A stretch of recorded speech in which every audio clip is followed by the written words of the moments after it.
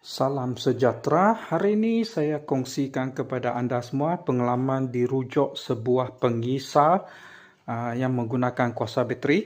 Jika kita lihat pada label, kuasa dia 30 watt dan dia menggunakan sebiji bateri lithium 3.7 volt sahaja.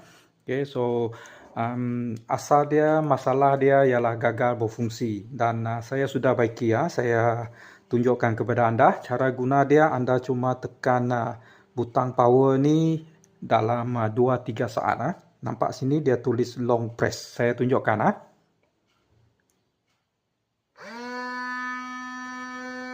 Okay, untuk anda padam, anda tekan sekali lagi. Kalau nak hidupkan dia, kena tekan lama sikit dalam 2-3 saat. Okay, so saya kongsikan kepada anda pengalaman membaiki. Bila saya buka, di dalamnya macam ni. Dan ini bateri dia. Benda pertama yang saya dapati bermasalah ialah bateri. Dia tidak ada charge langsung. Okay, so apa yang saya perlu lakukan, saya cabutkan penyambung bateri ni, keluarkan bateri ni dan charge secara manual. Lepas charge, dia boleh dihidupkan, namun motor gagal berfungsi. Jadi saya buka dan di dalam ni ada sebiji motor. Motor ni berkarat. Okay. Kemungkinan besar mereka mengisar sesuatu yang mempunyai air dan air masuk dari bahagian sini.